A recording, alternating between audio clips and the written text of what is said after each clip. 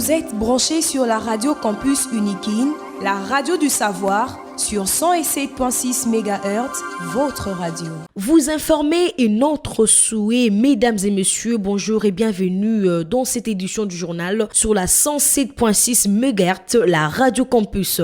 Au sommaire, le chef de l'État Félix Tshisekedi est attendu ce mardi à Kalemi pour présider la 11e conférence de gouverneurs. L'obtention d'un permis de conduire en RDC est désormais subordonnée à la réussite des examens théoriques et pratiques, c'est ce qui affirme le ministre du Transport Jean-Pierre Bemba. Le salon des sciences technologiques et innovation environnementale pour le développement durable est prévu du 26 au 28 novembre au musée national. Le professeur Patrick Mevanga revient sur l'objectif de ces salons. Excellentes conditions d'écoute à tous et à toutes à la présentation d'Yvine Mbala. Le chef de l'État, Félix-Antoine Tshisekedi Tshilombo, est attendu ce mardi 26 novembre à Kalemi, chef-lieu de la province du Tanganyika, où il va présider la 11e conférence des gouverneurs qui se déroulera jusqu'au 29 novembre prochain. Les délégations de différentes provinces sont déjà sur place en attendant le début des assises. Comme je l'ai dit au sommaire, désormais, l'obtention d'un permis de conduire en RDC est subordonnée à la réussite des examens théoriques et pratiques. C'est ce qui affirme le vice-premier ministre, ministre du Transport, Jean-Pierre Bemba, lors de la cérémonie du lancement de délivrance de nouveaux permis de conduire sur toute l'étendue du territoire national. On l'écoute. L'obtention d'un permis de conduire en RDC est impérativement subordonnée à la réussite à des examens théoriques et pratiques par le requérant afin de réduire sensiblement la recrudescence des accidents et incidents liés aux erreurs de conduite dues aux facteurs humains.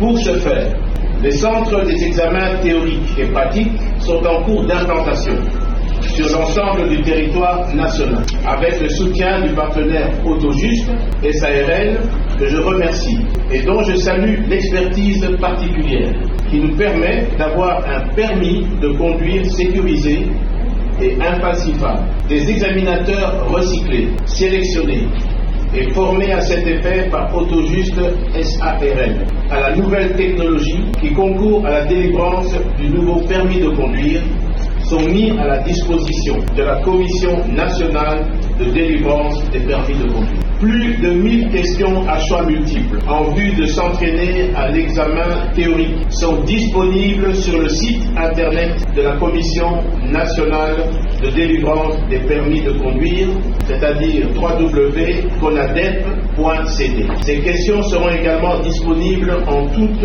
les 4 langues nationales sur le site internet. L'examen pratique se passera avec des voitures équipées de caméras. Avec ce nouveau système, nous introduisons 1. Une numérisation complète du processus de délivrance. Désormais, toutes les étapes de la formation des candidats à l'impression des permis sont digitalisées. Cela garantit la transparence, limite les fraudes et permet une gestion centralisée et fiable.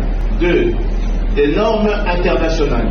Le nouveau permis de conduire répond aux standards internationaux, ce qui facilitera la reconnaissance de ce document dans d'autres pays et renforcera la mobilité de nos citoyens à travers le monde. 3. La sécurité renforcée grâce à des caractéristiques biométriques et des dispositifs anti-falsification. Nous réduisons considérablement le risque de contrefaçon. 4. Une formation de qualité pour les conducteurs. En collaboration avec les auto-écoles et les institutions spécialisées, nous nous assurons que chaque candidat reçoit une formation conforme aux exigences techniques et pratiques du métier de conducteur.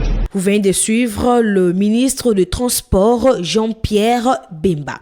Parlons tourisme. Dans l'est de la RDC, le ministre du Tourisme Didier Mpambia revient sur l'aspect économique que rapportent ces secteurs. Il a fait savoir lors d'un briefing co-animé avec le ministre de la Communication et porte-parole du gouvernement Patrick Mouyaya. On écoute le ministre du Tourisme Didier Mpambia. Les derniers chiffres que j'ai, qui sont peut-être pas les bons chiffres parce que nous n'avons pas une manière assez poussée de contrôler, on parle à peu près de 500 000 touristes par an, mais peut-être qu'on ne compte pas les gens qui viennent pour le tourisme, qui viennent pour les affaires et qui font du tourisme à côté. On ne compte pas la diaspora congolaise qui vient avec sa famille ici et qui, dans ces moments perdus de loisirs, va visiter des sites. Donc il y a, en termes de statistiques, je ne peux pas tellement vous donner des chiffres. En termes de revenus, nous avions essentiellement le fonds de promotion touristique, le FPT, qui mensuellement, je pense que c'est entre 800 et 900 000 dollars, ça varie, de revenus, ce qui est très peu pour un pays comme le nôtre, parce qu'il y a des pays qui font des milliards dans le secteur touristique annuellement, avec un nombre de visiteurs très élevé. Mais nous veillons à ça parce que nous avons eu une première phase de numérisation au niveau du tourisme, enfin, des compagnies aériennes. On a pu capter déjà des revenus. Une deuxième phase au niveau des hôtels, des restaurants et cafés, nous avons pu capter des revenus, mais ce n'est pas assez suffisant. Je prends le cas de Kinshasa. Sur près de 9000 assujettis potentiels, nous ne captons que 400 assujettis qui payent réellement leurs redevances. Donc il y a un souci à ce niveau-là que nous réglerons au niveau de la numérisation. Changeons de chapitre pour parler du Salon des sciences technologiques et innovations environnementales pour le développement durable. L'activité est prévue du 26 au 28 novembre 2024 au Musée national de la RDC. Quel est l'objectif de ces salons? Élément de réponse avec le professeur Patrick Mevanga de la Faculté des sciences pharmaceutiques de l'Université de Kinshasa. Il est l'un des organisateurs du salon. On l'écoute. L'objectif est de promouvoir les innovations environnementales qui ont été mises en place par des jeunes chercheurs de la République démocratique du Congo grâce à un financement de l'Organisation internationale de la francophonie via son institut de développement durable. Et donc ce projet a été mis en place en RDC par un projet qui s'appelle PDTI. Et en RDC, il y a eu 6 projets qui ont pu bénéficier de ce financement, dont 2 de l'Université de Kinshasa. Il y a le projet CRITES, qui est le projet donc du Centre de recherche et d'innovation technologique en environnement et en sciences de la santé, qui a pour but de mettre au point des innovations qui portaient sur la lutte contre le paludisme. Et deuxième projet, le projet PIRAM, le pôle interuniversitaire pour lutter contre la résistance aux antimicrobiens. C'est un projet qui est de l'Université de Kinshasa, mais en consortium avec l'Université officielle de Bukavu et l'Université catholique du Graben. Et donc, nos 2 projets soutenus par l'Université de Kinshasa, il y a eu un partenariat qui a été signé par le recteur, professeur Jean-Marie Kaelde, et on a commencé nos différents projets il y a 2 ans. Et aujourd'hui, nous avons pu mettre au point pratiquement 25 innovations palpables. Et donc, parmi les 25 innovations, il y a 2 qui ont obtenu des autorisations de mise sur le marché, signées par le ministre de la Santé. Donc, il y a un antipaludique et un médicament capable de lutter contre l'éjaculation précoce. Et il y a 2 autres produits qui ont obtenu des brevets d'invention du ministère de la Recherche. On va observer à quoi consiste ce salon. C'est vraiment la vulgarisation, la présentation officielle de toutes ces innovations qui ont été développées dans nos différentes institutions universitaires, notamment l'Université de Kinshasa. Alors, ces innovations concernent seulement les académiques, les scientifiques, ou il y a aussi des étudiants? Les innovations ont été mises au point essentiellement par les étudiants. Alors, il est vrai que le projet a commencé il y a 2 ans, donc il y avait des finalistes de dernière année. À cette époque-là, c'était encore des étudiants. Aujourd'hui, ils sont devenus des pharmaciens, ils sont devenus des assistants, et il y a même parmi eux des doctorants. Donc, ce projet a pu mettre en exergue essentiellement des étudiants qui avaient entre 18 et 25 ans, et grâce à ce projet, ils ont pu obtenir aussi des opportunités additionnelles. C'était là le professeur Patrick Mevanga au micro de Jean-Paul Mbouya Koutoumissa. Après une séance de travail organisée par le ministre des Finances Doudou Fwamba avec le comité de gestion du centre hospitalier universitaire Renaissance ex-Mamayemo pour finaliser le dernier ajustement nécessaire de l'ouverture de porte du lancement effectif de ces services, le directeur général du centre hospitalier universitaire Renaissance Al Kitenge à la sortie de cette réunion réunion précisé que cette réalisation est une vision portée par le chef de l'État, Félix-Antoine Tshisekedi. On l'écoute. Avec le président du conseil d'administration et le comité de gestion, nous avons rencontré son Excellence Monsieur le ministre des Finances pour préparer le lancement effectif des services au niveau du CHU Renaissance.